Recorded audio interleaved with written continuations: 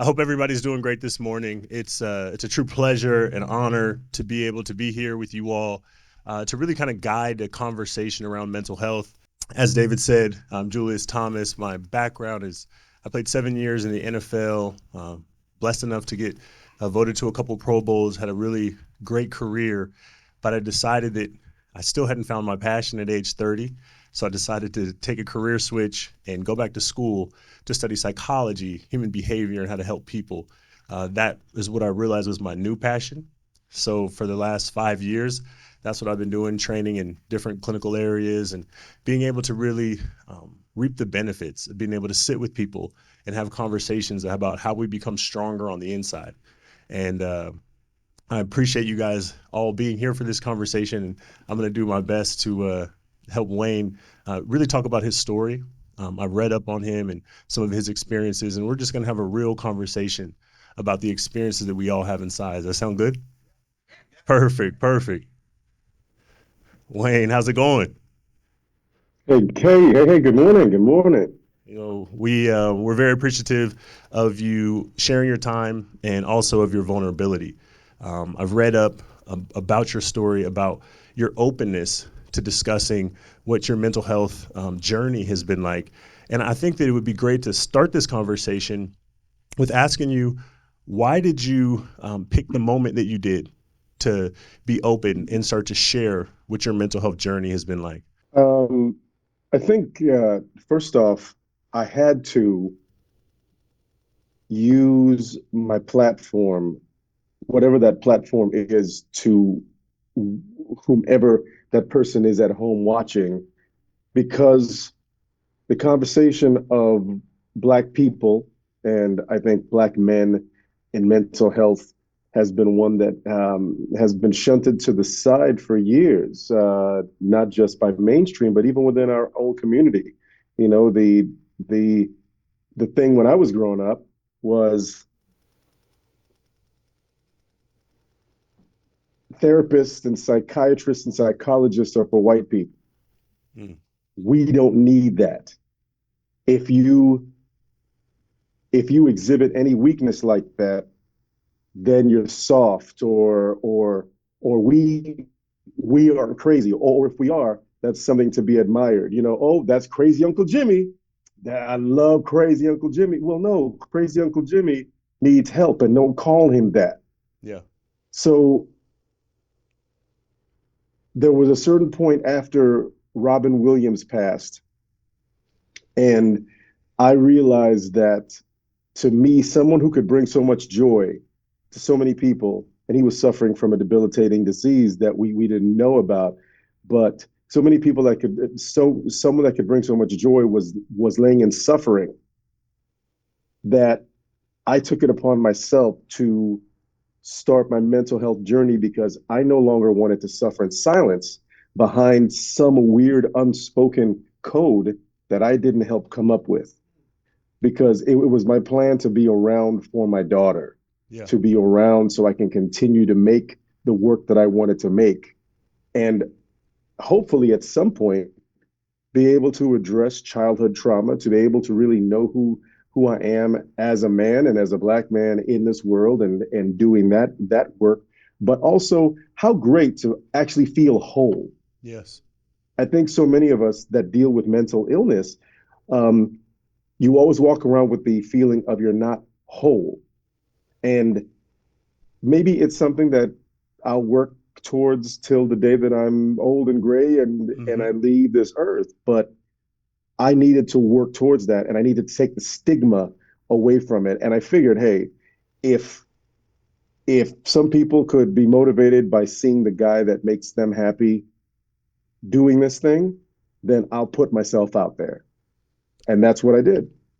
And I love that. And I love the how you came into the reality of understanding that sometimes we operate under norms that weren't established by us, under norms that are not helpful for us, especially as people of color. And I want to dive into a little bit of the suffering in silence.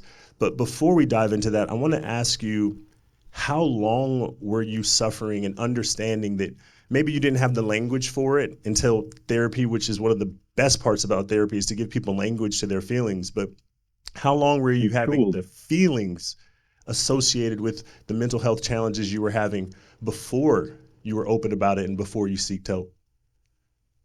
That's an easy answer. A lifetime, an actual lifetime up until the point that I acknowledged it.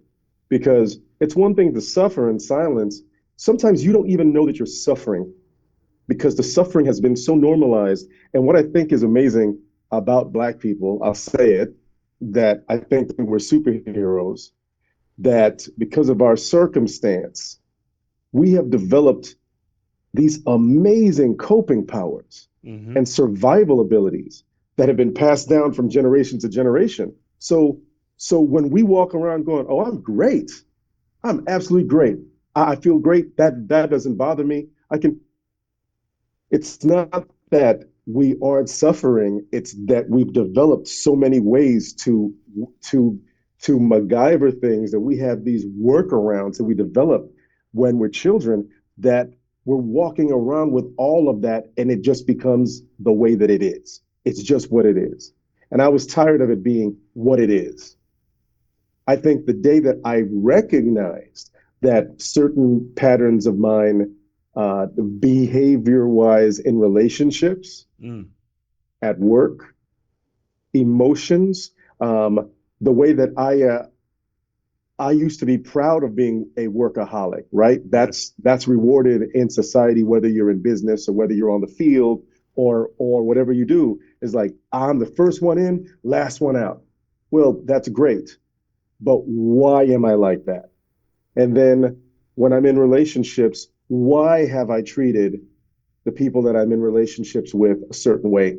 Why have I allowed myself to be treated a certain way? All of those things came to a head, and I Mm. had to address them. And I didn't know that I was suffering a lifetime until I really took a look back when I started therapy. And I don't know how many people in the room have gone through therapy, but when you acknowledge that piece, that almost made me want to stop going to therapy, because it seems like it's so much work, right? You feel for all these years that you've been cool, and then all of a sudden you're looking at this book of your past, and it's like, oh no, bro, you haven't been cool all of this time. You have all of this work to do. So it's almost like once you know what the matrix is, you you can either acknowledge it and move forward, or you can try to shut the door on it because it's so much work. But that's what I knew when I think when I turned I started taking therapy seriously when I think when I turned 40. Mm-hmm. Wow. And what you're describing is something that I often use a metaphor is your inner attic. When you start to think about like that attic that was at your grandparents' house, or the house that you have, and you just stuff stuff up there. And it's like, oh, we need to put something somewhere. Just put it up in the attic. But then one day you start to realize that you as a human being can't just keep stuffing things in your inner attic.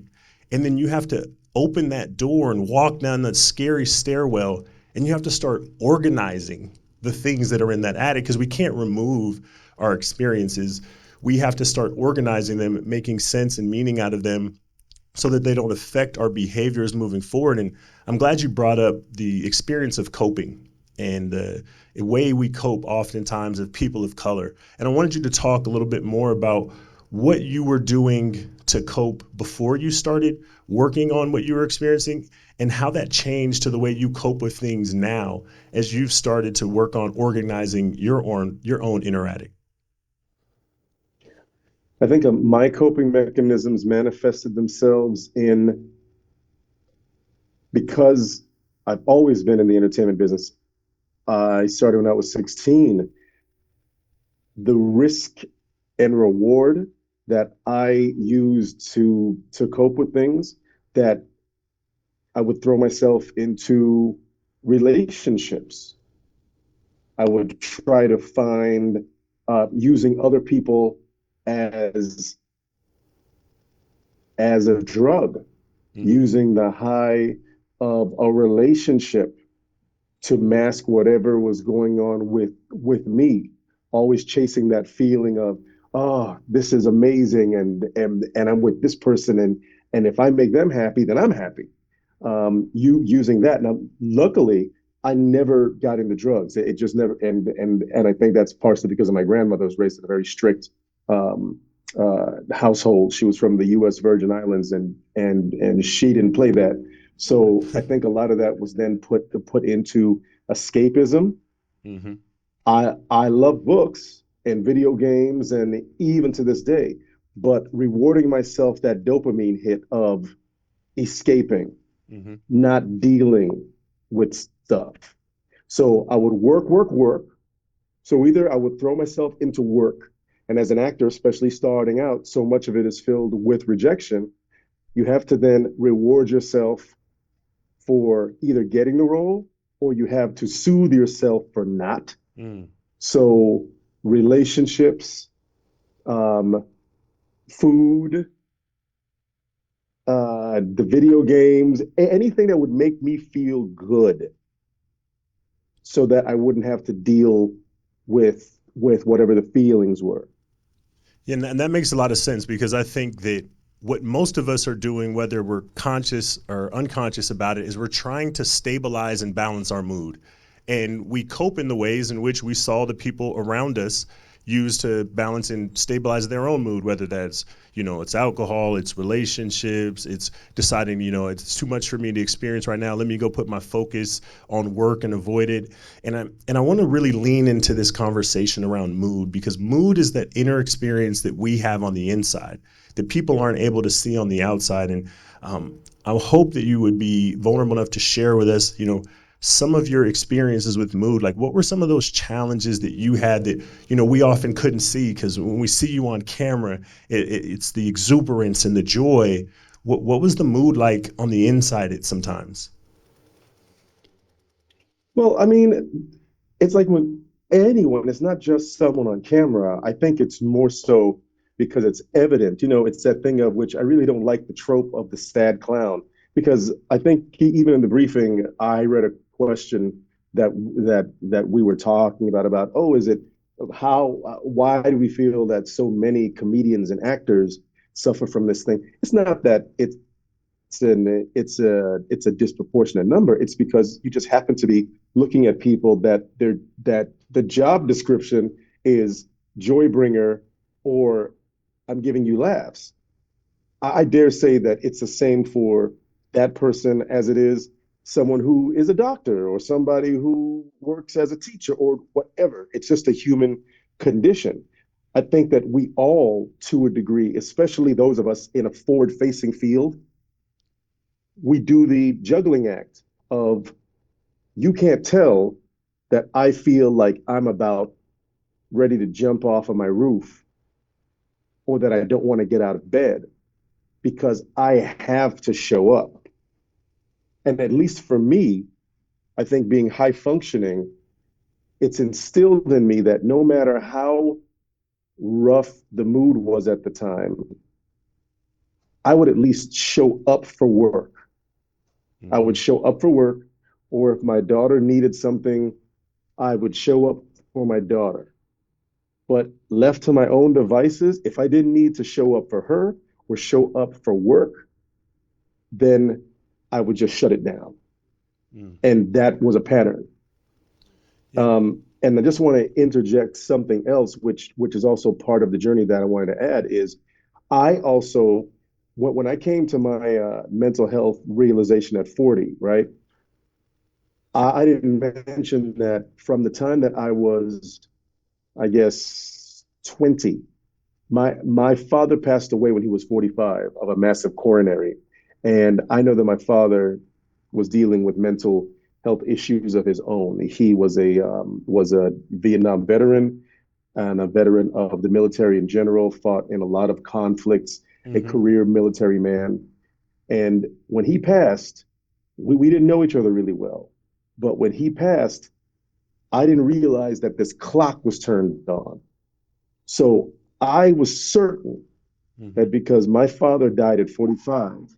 Sorry, hey, sorry, there's my dog. That's all good. I knew that because my dad died at 45, that I was going to die at 45.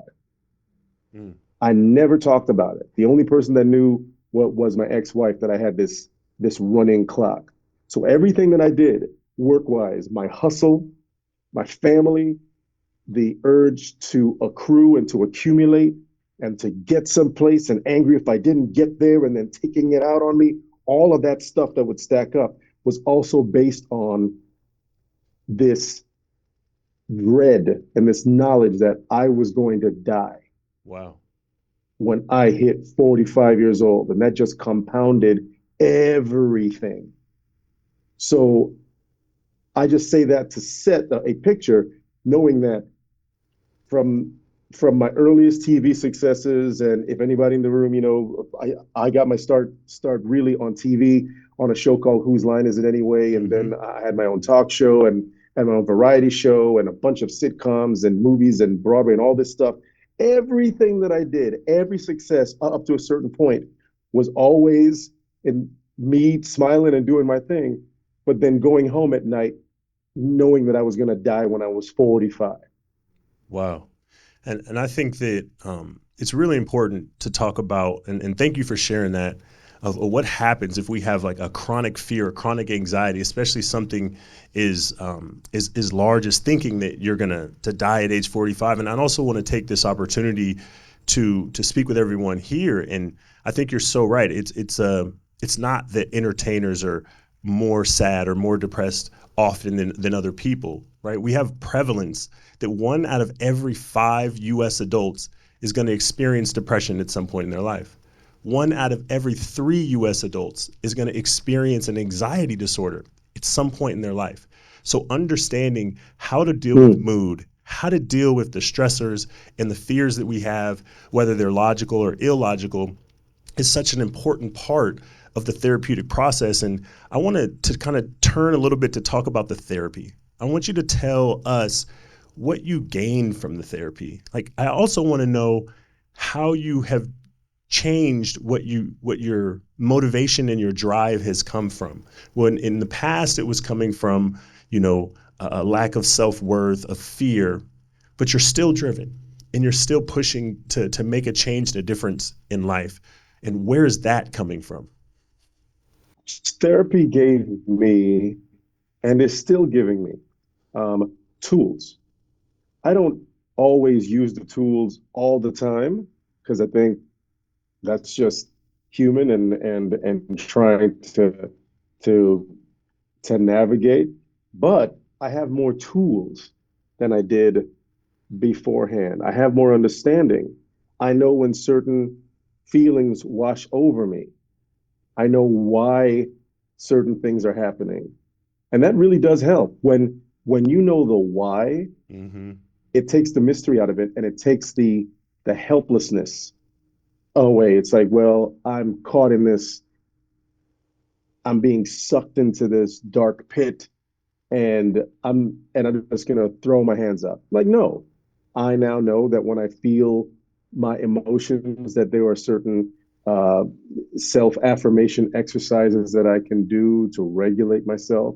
I can ground myself. I can meditate. Mm-hmm. I can use that before I step on stage or before I walk into a meeting. When I'm dealing with regular everyday stresses that like family, work, being out in the world, the things that when you grown you bump into, whether it's the dude that cuts you off in traffic instead of wanting to ram your car Mm-hmm. into his and make sure that he doesn't do it again. You just have to laugh. Mm-hmm. You just have to laugh and walk yourself back from the edge of that. And I'm still learning these tools, and that's the exciting part because these tools and the mindset that will help me live, not just exist. It'll help me live. And then even as of a few years ago, being diagnosed with ADHD, which was another thing that I didn't think was real.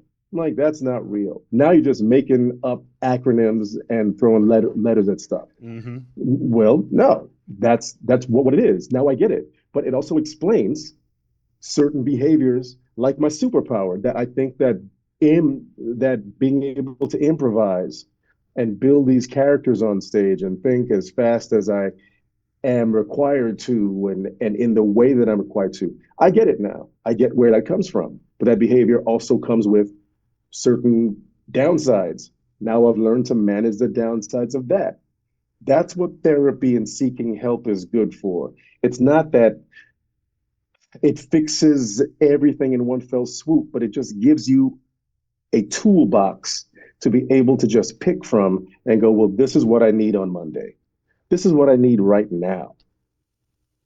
No, absolutely. And I think that the way I view therapy is that the two greatest um, advantages of entering therapy are one, to be able to gain insight into who you are, into what's happening in your mental and emotional world. And the second one being to understand that there's tools and strategies that you can use to help support that mood balance that we're looking for without having to rely on some of those old coping behaviors that we use throughout our lives. And I'm curious, and I think it could be helpful for everyone in this room because so much of therapy is about going to that very first therapy appointment. How was that for you? Whew, How did you find that therapist, and what was happening inside of you as you stepped into that room for the first time? talk about it probably was one of the most nerve-wracking experiences of my life because you're telling me that I'm going to go to this complete stranger and I'm going to pay them money to just sit there and listen to me and judge me. And that's what goes through your mind. Oh, well, you're going to judge me. So I don't know if anyone else has experienced this, but I'll be honest. I I think I went through a handful of therapists, dated those therapists that did the dance before I found the person that five years later that I truly became a fan of and that I knew that got me because I would lie. What good is therapy if you're going to just sit there and lie? Well, I would lie. I would say the things that I knew would sound good, and I'd never truly share myself because I was ashamed. Mm, And shame is such an anchor mm, around your neck. And I just knew that if I really shared my experiences, that they would judge me, that as soon as I walked out of the room, they would have something to say. If the person who was the therapist recognized me, they would go home to their husband or wife and laugh and go, do you know what this clown just shared with me today? Ha ha ha. And they would laugh. I made all that up in my head. mm. So the first therapy visit was frightening. The second visit was frightening. Third, fourth, fifth, frightening. And then I just wouldn't go. It wasn't until I think I hit a point where I knew that I needed therapy or I wouldn't be able to function. That's when it finally was like, well, either you do it or you don't move forward.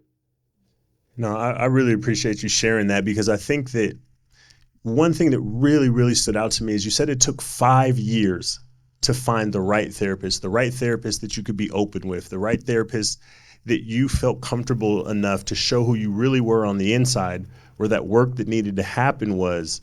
And I think a lot of people sometimes we go to that first therapy appointment, we work up our courage, we step into that, and then if it doesn't work, we go, okay, good. Therapy it wasn't something that's going to work for me. But you kept going and you kept Right. going and you kept trusting in that process. And I think that that shows a great example for what we all can follow and understand that the journey towards understanding who you are and working towards becoming whole takes years and years and years. And I didn't know if you just wanted to talk about the time that it takes, because I think that's a perspective that people need to hear because it can't just happen like that. It's not an overnight process. So if you wanted to talk a little bit about that, I would appreciate it. It definitely isn't an overnight process because you need to do that thing of peeling back the onion. And for each layer that you peel back, it just keeps revealing more. The way that I looked at it, I think that my therapist he once said that we were going to be doing a home renovation, and I completely understand what he meant by that in the sense of that when you go I'm just gonna clean up the living room a little bit, and I'm gonna do the floors right here. Well, then once you start working on the living room, if your living room touches the dining room and you change the flooring in the living room, then you've got to change the flooring in the dining room because that's going Mm-hmm. to look crazy if you don't. So now Mm-hmm. I'm going to change that. But then I've changed that, so now I have to change that thing on the wall. The wallpaper is horrible now, and now it affects the kitchen. And now I got to go upstairs in that attic that you were talking about. And now I've got to and now the top floor has to match the bottom floor, and then even when I get that fixed, now the furniture is all wrong. What the hell? Now I keep spending all this damn money. Now I've got to get all this new furniture. And now that I've got furniture, the floor is cool, but a rug would be better. It doesn't stop. It's a mental money pit, and the money is the time that you're able to put into it, but it's worth it because the process isn't going to stop.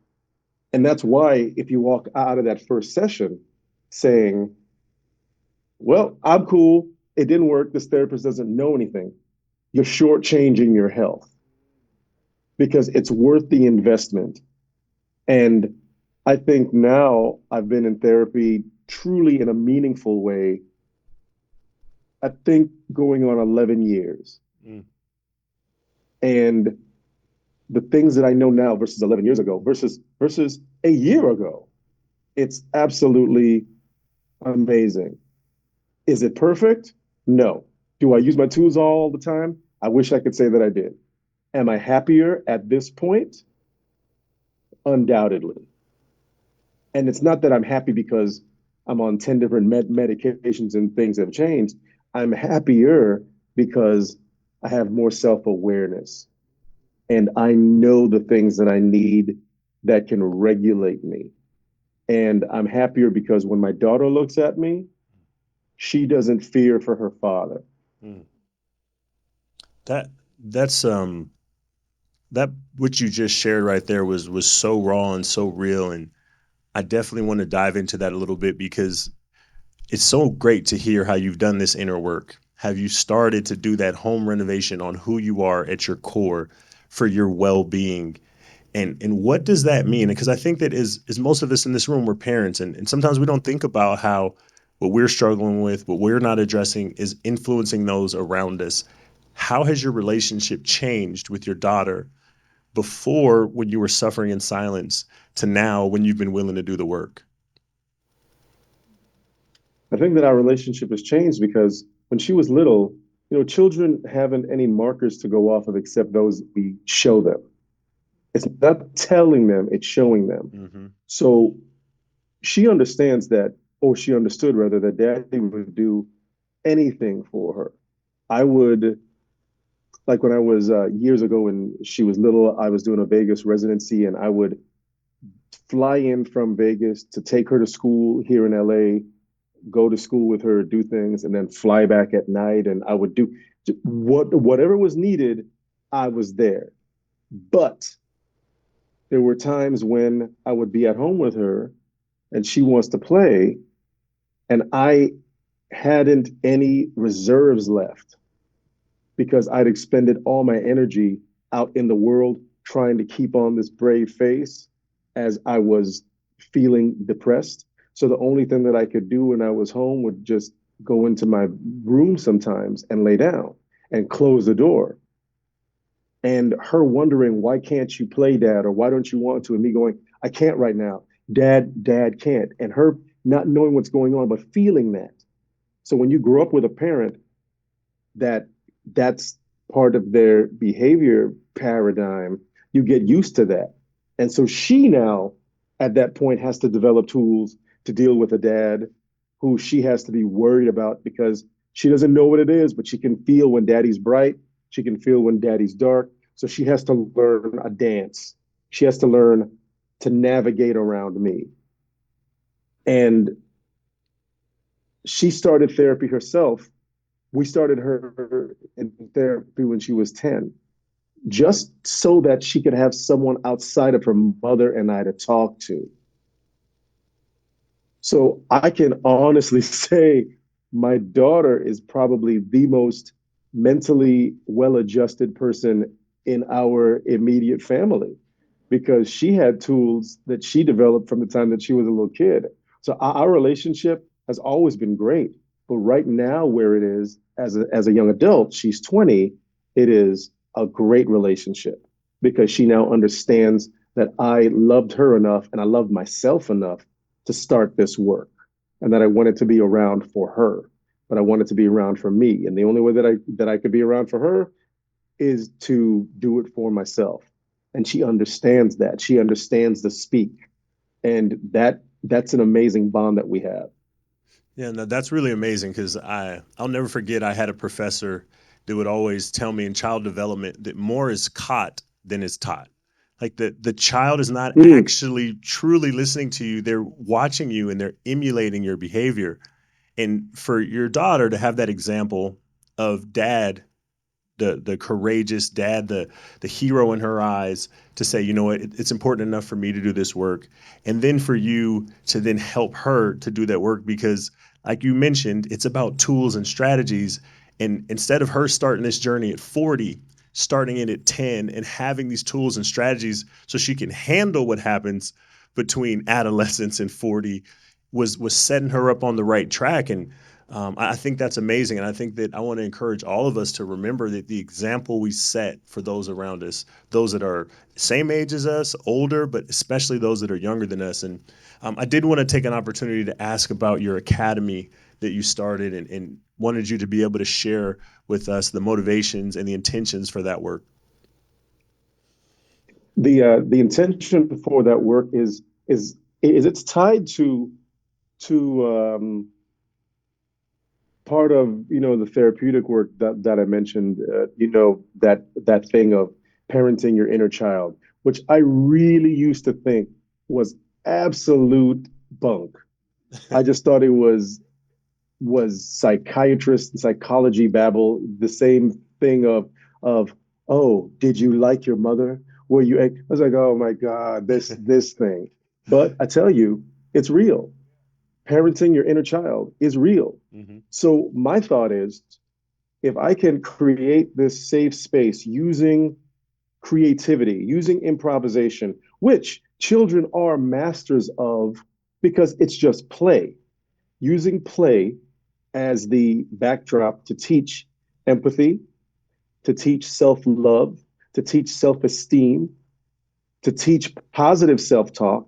Because in improvisation, the one of our tenets is yes and, which means that if I'm in a scene with you, so Julius, if you and I are in a scene and you give me an offer, which an offer is just the conversation, and you Hmm. say something like, "Hey, King Kong is on that building," instead of me saying, "What building?" or "No, he isn't," I am seeing the same thing as you. I go, "Yes," and we have to grab the military and go and stop him, and then enough of those offers, and you're building a scene. So it's like Hmm. a conversation. So we're talking back and forth. We are accepting. We are listening to each other. We now are truly open to each other because of the dialogue that we're having. If we can teach that to children, then you have a generation of people that will grow into the people that they have with those tools that they would learn later on in therapy. And if they can learn through play to love themselves and to be able to use improvisation and use the arts as a self-affirming thing, and being able to say, hey, look what I did. I created this. I'm using myself as a vessel to create this thing. This feels great. Then giving them that feeling, hardwiring them for that joy instead of for anger, for them shutting off each other in communication, for withdrawing, for turning to things like video games, like external sources of a feel good. If they can find those things in themselves, then they don't have to go into the arts. You can take that lesson in into life in general. And that's what the academy is based on. It's based on those teachings. It's based on trying to teach people who look like me, who look like us from various communities all over the country that don't have that sense of play because they're forced to grow up quickly, to give them that. That's my goal. And I'm starting small, starting here in Los Angeles, and my aim is also to start with an academy in Orlando, Florida, where I'm from, which Lord knows, Florida, they need an academy and Jesus. So I'm trying to help. No, I think that's amazing, and it's really cool to hear how you're using improvisation to help people learn how to lean into the potential that they have to cope with what they may be going through. And Hmm. what would it mean for you to go full circle? Because something I think about in life is how often we have these full circle moments. Here, now thinking about being able to open a an academy to help people use what you love and what you know well to protect themselves and to grow through the experiences that are going to be challenging for them now at this age and at this point in your life. What is this full circle moment like for you, and what's it mean to you? Oh, it's amazing. It's part of the blessing that I've been granted to. If you would have told me when I was a child growing up in Orlando, Florida, in Tangelo Park, that I would have been able to, just by making stuff up, just by playing, just by using using my my brain to make things up, to tell stories, to be able to do voices, to make songs up, to create these things. If you'd have told that kid that he would be able to travel the world and then be able to have the resources to build a company so that he could go and give other kids like him, where he's from, the ability to do the same thing, I would never believe you. Hell, if you would have told me this 10 years ago, I would have never believed you, because I've never stopped being that kid. I've Wow. never stopped. And I'm sure that you felt the same way when you got drafted in the league. All the work that you put in, it started as play. Yep. It started as a little boy playing ball, and the next thing you know, you're still in front of a national and worldwide audience, but you're still playing a game. Yeah. That's beautiful. No, that's amazing, and I appreciate all your time today, all your vulnerability and your storytelling and what you shared with us. And we have time for one last question, and I know we're here at Culture Shift, so I wanted to ask you if you could leave us, the audience, with one piece of advice that you have from your journey that could really help us shift the culture. What would that one piece of advice be? To me, that one piece of advice is, as adults, as professionals out in the world, don't forget to allow yourself to play. Give yourself the space to play and be creative. Whether it's a board game, whether it's playing spades with your friends on a Saturday night, whether it's writing a story, learn to play the piano, do something that sparks that bit of joy and lets you learn. As we get older, the more that we can learn and play, the younger our minds can be, the younger we can feel, the brighter we can be. Reward yourself with play instead of rewarding yourself with some of the things that society says that we need to reward ourselves with. I think that's a great piece of advice. Yeah, let's give it a round of applause. Thank you so much for just your vulnerability and continuing to be open to allow others to grow and change their own lives from your experience. I've gained so much from this conversation. I'm sure everybody in the audience has as well. So thank you, and I look forward to speaking to you again sometime.